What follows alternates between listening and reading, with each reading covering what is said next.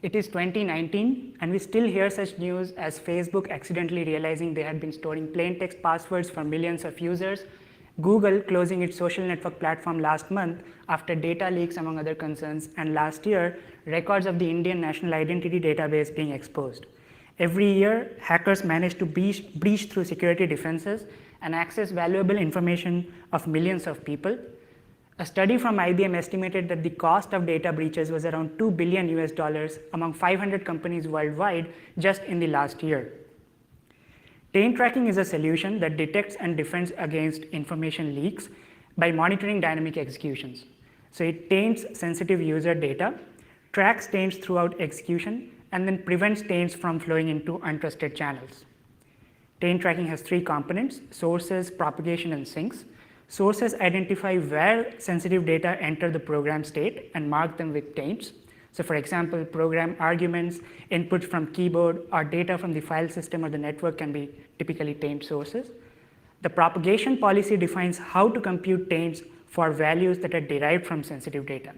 So typically, taints propagate explicitly via operations that are data dependent on tainted data. So for example, x equals secret plus y, here x will be tainted by secret and y. But taints can also propagate implicitly, for example, via control flow dependence. So here we see operations that are control dependent on the tainted secret, and with implicit propagation, this taint also flows to the result of all operations inside the condition. Well, implicit propagations are rarely used in practice because they lead to over-tainting, and so we only focus on explicit flows. And finally, sinks are program locations where we check the taint state. So for example, data being sent over the network should not contain certain types of taints. By adapting the source, sink, and propagation policies, taint tracking has been useful in several domains. For example, preventing buffer overflow, command injection, or cross-site scripting attacks, detecting information leaks, and also in software engineering for testing, debugging, and other program analysis. But despite its useful applications, live taint tracking on production systems has been challenging due to its performance overheads. So a naive dynamic monitoring approach would have to instrument each instruction to look up the taint of its operands, compute the taint propagation, and then modify the taint state. So in our example here, for the first instruction x equals c plus 3, we monitor taint of x equals taint of c, and constants are never really tainted. Next, secret is a taint source in our example, and for the assignment y equals secret, we explicitly transfer the taint of secret to taint of y. Next, inside the if block where we compute z as c multiplied by y, we monitor taint of z equals taint of c or taint of y, meaning z can be tainted by both c and y. And again, for the assignment, we explicitly transfer the taints. So these are all our taint tracking monitors. Additionally, since the tainted value out can reach the sink, that is the print statement, the analysis has to check the taint of out before performing this operation. So all this additional work amounts to huge slowdowns, primarily due to the metadata tracking operations. Now, most programs are mostly correct, and a majority of instructions would not propagate taints in their correct dynamic executions. So many of these taint monitors are actually unnecessary, and a static analysis can elide some of the unnecessary monitors. So for example, here it can reason that the first instruction would never propagate taint because both its operand c and the constant value are never going to be tainted. So if static analysis can prove that an instruction never propagates taints using data flow analysis, we can elide tracking taints for such operations. This static analysis is sound, but as I will show you next, it is imprecise, unscalable, and ineffective in reducing the overall dynamic overheads. Now, in order to be sound, static analysis needs to consider all possible program states. But computing this exact set of possible behaviors is undecidable, so it conservatively considers an over-approximation of the possible states, including many infeasible states. As a result, the analysis becomes very imprecise and unscalable. This is a fundamental limitation of traditional sound static analysis. Optimistic hybrid analysis is a new technique that attempts to mitigate this imprecision problem. So it observes a few tested program states and then predicates the static analysis by using invariants learned on those states. These invariants are properties that are otherwise very hard to prove statically, but almost always hold dynamically. And by assuming them, the static analysis significantly reduces its state space, thereby making it precise and scalable. But careful design is still needed for soundness when a state outside the predicated analysis is encountered. So looking back at our example, if the variable p always takes non-negative values in all useful executions, the static analysis can assume this invariant to induce more aggressive optimizations.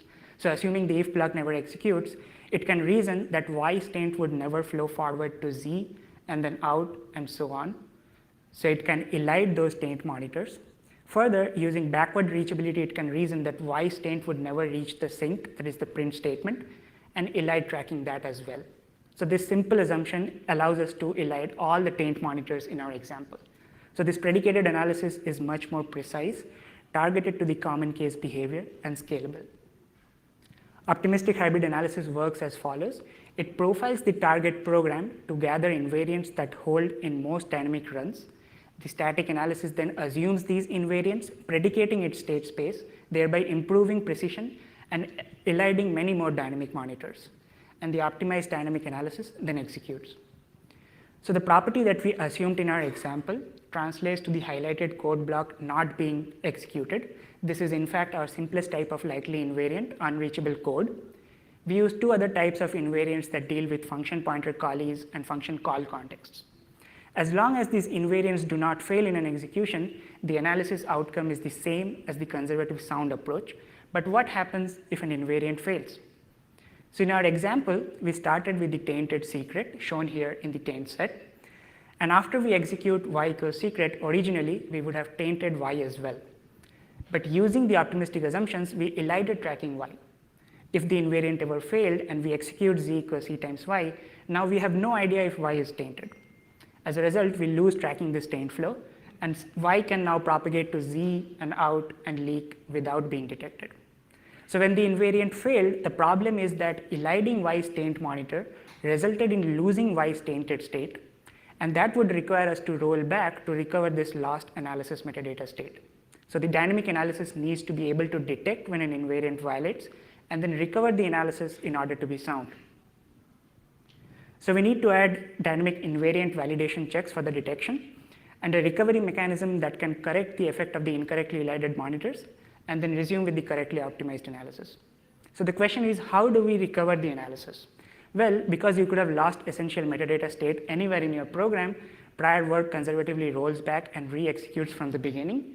While this approach works for offline post-mortem kind of analysis, we cannot tolerate rollbacks on live production systems. Bounding the rollback window is hard for whole program analysis because an invariant failure anywhere could have affected in missing metadata state as early as at the beginning of the program. So you have unbounded rollbacks and you end up going back to the beginning. But even if you could bound the rollback window, supporting rollbacks incurs additional checkpointing and logging overhead, even during normal execution other than the actual rollback replay costs. So to recap, pure dynamic monitoring is obviously very expensive. Conservative hybrid analysis is imprecise and therefore inefficient. Optimistic hybrid analysis improves precision by assuming likely program invariants, but rollback in case an invariant violates remains challenging for live production systems.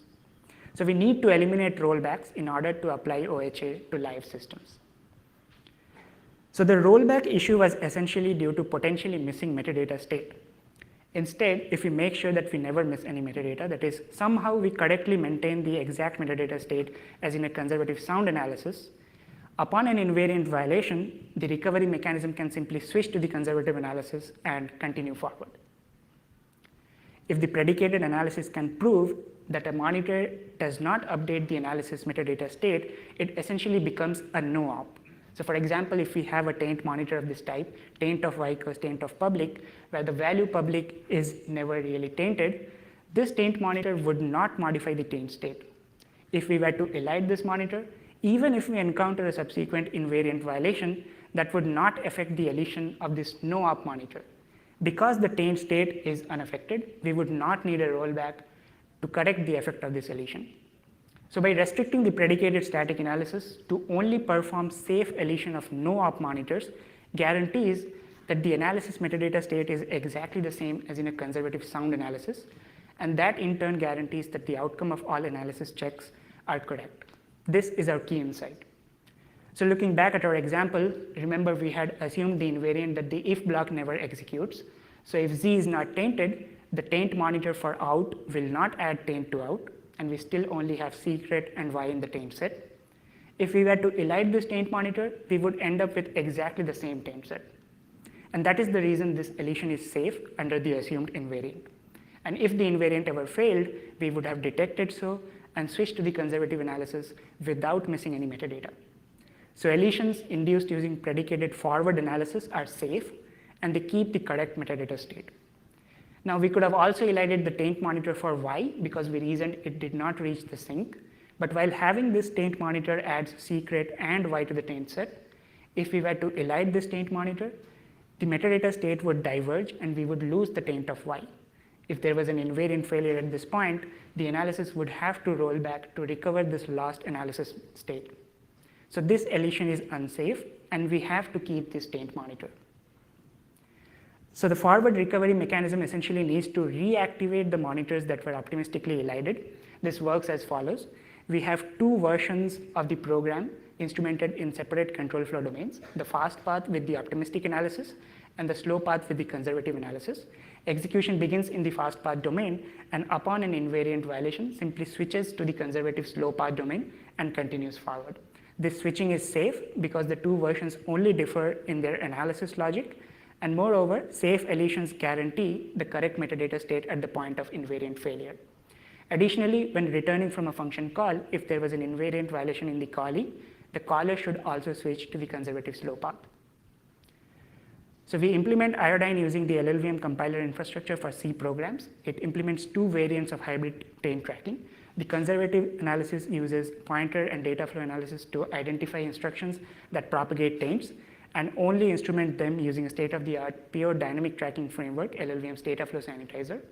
And the rollback free optimistic variant performs profiling followed by predicated pointer analysis. And the taint analysis uses predicated forward reachability combined with conservative backward co-reachability. The resulting dynamic analysis is more optimized, and we also add the invariant checks and the recovery mechanism. We evaluate for two different information flow security policies. For email integrity on the postfix mail server, so for example, that the email body is sanitized and encrypted, and against overwrite attacks on the Nginx web server, so for example, that derivatives of user provided values are not used as return addresses, function pointers, or format strings. We observe orders of magnitude speedup over pure dynamic monitoring and an average of 4.4 times speedup over conservative tracking. Now this improvement really comes from the precision of the predicated static analysis, and we look at a few more programs using generic policy. This graph here shows the fraction of instructions that are instrumented by the conservative static analysis, and after assuming the likely invariants, Iodine elides instrumenting almost half of the monitors. Finally, a key question is how much profiling is needed in order to see the optimistic benefits, and we observe that profiling on existing software test suites is adequate for reducing the dynamic analysis overheads. So these graphs show how the dynamic analysis time varies with more time spent in profiling, and we observe that the dynamic overheads reduce generally with more profiling. And the reason is that the numbers on the graph indicating the total number of invariant violations encountered reduces significantly with more profiling. Now our profiling methodology is split in two phases. First, in the left unshaded part of the graph, we run on existing regression test suites to learn invariants. This alone turns out to be yielding most of the performance benefits. That is so because testing ideally attempts to exercise most realistic program behaviors. And then we also further run on a few more profile inputs representing beta tests to see the full benefits of our optimistic analysis. So to conclude, Iodine enables practical low overhead taint tracking using optimistic hybrid analysis, which can make such expensive dynamic analysis much faster by assuming likely program invariants. But this leads to a major problem, that is unbounded rollbacks in case the invariants fail. This is critical for running on live executions. We fix this by restricting to only safe elisions, thereby enabling fast taint tracking with correct semantics without requiring rollbacks. We also show that profiling on existing test suites is adequate for most of the performance benefits. Thank you for listening, and I will answer your questions now.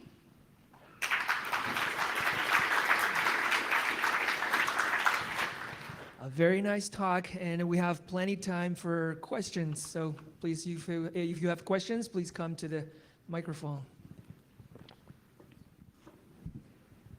Herbert Bos, Fusec, Amsterdam. Nice talk. I have a few questions and comments, perhaps. So first of all, I'm always a little concerned when the case for taint analysis is made from the viewpoint of data leakage by attackers. I think this is really problematic, right? Because as you mentioned, you don't take into account implicit flows. And if you have an attacker, it's actually really easy to create implicit flows or, you know, pointer tracking or what have you. So I'm a little concerned there always. And the other thing is perhaps a comment or a question. Did you compare it to some of the faster taint analysis approaches? So you compare it to one that has an overhead of, I think, between 5 or 8 acts or so. But even on binary ones, there are faster ones, right? Did you actually look at those?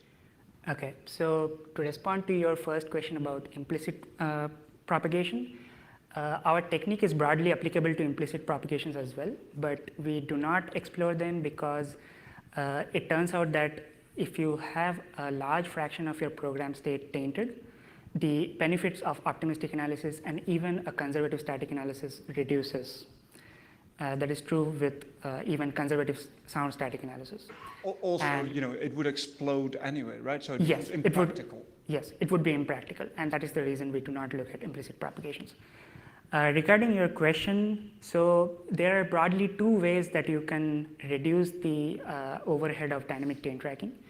The first is by reducing the number of actual monitors that you execute. And the second completely orthogonal direction would be to reduce the overhead of each individual monitor. So our focus is on the first problem. If we could prove that a monitor is unnecessary, we would remove that. But it turns out that proving that statically is hard. So we make assumptions that lead us prove this property for most of the instructions. And we also handle those cases where those assumptions go wrong. We take care of the recovery mechanisms. So existing techniques that improve the overhead of each individual monitors would be orthogonal to our work, and we could combine those techniques to further improve the overhead of taint tracking. But I think that would have been a good baseline to yes, compare. I agree, yeah. Thank you.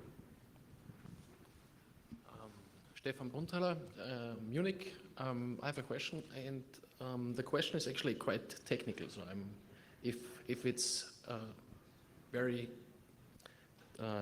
time-consuming to answer, we should take it offline afterwards. But the question is basically, the safe elisions should require all the analysis that you already need to basically add the code that you would elide into the paths that you're excluding. So in your example, for instance, you elide the check that you could easily move into the if statement. And so that seems to me would be the easiest thing to avoid going back to another safe analyzed version. And so either my idea is so stupid that you already thought about it and it doesn't work, in case I would be interested in your answer, or there may be an interesting optimization opportunity there. So I think for the simple example that I had on my slides, as you pointed out, you could have easily merged the taint monitor for the following instructions inside the if block. And if that is the case, we are assuming the invariant that the if block is never executed, so it is meaningless to elide that taint monitor. But in general, with a whole program analysis, you would not be able to bound the effect of an invariant assumption. So if you make an assumption, it could enable you to induce optimizations much earlier in your program flow. So you could have optimizations induced using invariant that take effect much earlier in your program.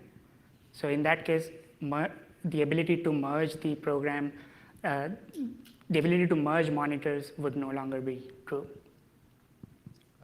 I think it's a different question, but it's probably good to take it offline. Okay. All right, thank you. Let's thank the speaker one more time.